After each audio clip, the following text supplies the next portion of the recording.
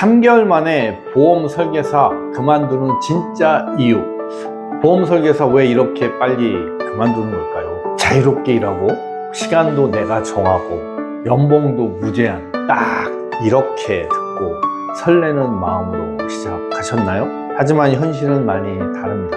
안타깝게도 보험업계의 이 이직률은 매우 높은 편입니다. 특히 신입 설계사 중에서 3개월도 채 버티지 못하고 떠나는 분들이 절반을 훌쩍 넘는다고 합니다. 왜 이런 비극적인 일이 반복될까요? 오늘 그 진짜 이유 5가지를 속 시원하게 그리고 솔직하게 말씀드리겠습니다. 생각보다 적은 수당과 수수료 반납의 굴레입니다. 흔히 한 건 계약하면 500만원, 1000만원 이라는 말을 듣고 핑크빛 꿈을 키우지만 실제로는 그 한 건을 따내기는 것이 정말 하늘의 별 따기만큼 어렵습니다. 단순히 어려운 정도가 아니라 수십 명을 만나도 한 건의 계약도 이루어지지 않는 경우가 태반입니다. 더 어렵게 계약을 성사시켰다고 하더라도 고객이 계약을 유지하지 않고 해지해버리면 이미 받았던 수당을 회사에 반납해야 되는 상황이 발생합니다. 이는 설계사의 통장에서 돈이 다시 빠져나간다는 걸 의미합니다. 이렇게 됨으로써 수입이 늘어나기는커녕 오히려 마이너스가 될 수 있다는 현실에 부딪히게 되는 겁니다. 이런 상황에서 어떻게 버틸 수 있을까요? 1위는 은밀하게 퍼져 있는 유형 계약의 유혹입니다. 1위와 연결되는 문제인데, 많은 신입 설계사들이 앞선 수당 문제와 실적에 대한 압박을 견디지 못하고 가족이나 친구의 이름을 빌려 유령 계약을 체결하는 경우가 발생합니다. 당장의 실적은 채울 수 있지만 이러한 계약은 보통 몇 달 안 돼서 해지되는 경우가 대부분입니다. 결국 설계사는 계약에 대한 수당은 받지 못하고 오히려 수수료 반납이라는 폭탄을 떠안게 되는 겁니다. 실적은 쌓이지 않고 빚만 늘어나는 악순환에 직면하게 되는 거죠. 이런 상황에 몰리게 되면 정신적으로, 경제적으로 큰 타격을 받게 됩니다. 어떤 대리점은 받은 수수료의 무려 100 반납해야 되는 어처구니 없는 경우도 있습니다. 3위는 멘토의 부재와 교육, 지원의 부족입니다. 많은 보험회사들이 신입 설계사에게 단순히 이직만 시켜놓고 그 이후의 교육이나 지원은 입사 전과 입사 후가 달라집니다.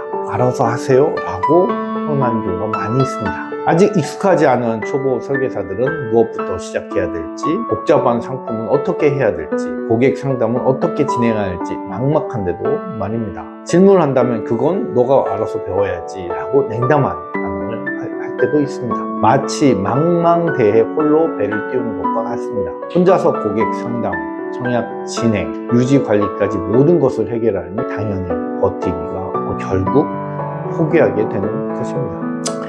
4위, 피할 수 없는 영업 스트레스입니다. 보험 영업은 끊임없는 사람과의 만남과 설득의 연속입니다. 특히 지인에게 보험 얘기를 꺼낼 때의 부담감, 거절당했을 때의 자존감 하락은 생각보다 훨씬 크게 다가옵니다. 계약 하나를 성사시키면 세상을 다 가진 듯이 기쁘지만 또 다른 거절에 부딪힌다면 다시 바닥으로 떨어지는 감정의 롤러코스터를 매일 경험하게 되는 거죠. 천당과 지옥을 매일 경험한다는 뜻이죠. 이런 심리적인 압박을 견디지 못하고 이탈하는 경우가 많이 있습니다. 이번 달 목표를 어떻게 채울 수 있을까? 만날 사람이 없는데 어떻게 하지? 와 같은 고민은 설계사라면 누구나 겪는 현실입니다. 마지막 5번째는 천차만별은 회사 시스템의 문제입니다. 어떤 회사는 체계적인 교육 시스템과 멘토링 프로그램을 갖추고 있어 신입 설계사들이 빠르게 성장할 수 있도록 돕습니다. 상담 시뮬레이션을 AI하고 같이 할 수 있는 그런 시스템이 있는 회사가 있습니다. 상품 교육 당연하고요. 고객 관리 노하우 등 실질적인 지원을 아끼지 않는 시스템이 중요합니다. 하지만 어떤 회사는 그냥 보험 책자나 그냥 영상이나 하나 보라고 그렇게 하는 경우가 많이 있습니다. 결국 내가 소속된 조직의 시스템이 얼마나 잘 되어 있느냐에 따라 설계사의 성공 여부가 크게 좌우됩니다. 개인의 역량보다는 환경이 훨씬 중요하다는 겁니다. 실제 고객과의 상담하는 과정에서 매니저와 함께 봉도를 나가서 상담을 하고 계약하는 과정을 실전에서 보여준다면 어떨까요? 이것이 실전에서 배우는 가장 확실한 방법입니다. 자, 여기서 중요한 건 여러분의 능력이 없어서 실패하는 게 아니라 애초에 환경이 안 맞을 수 있다 않은 겁니다. 실패할 수밖에 없는 구조에서 혼자 발버둥 치기보다는 처음부터 잘 짠 시스템과 든든한 멘토가 있는 곳에서 선택하는 것이 훨씬 현명하고 유리합니다.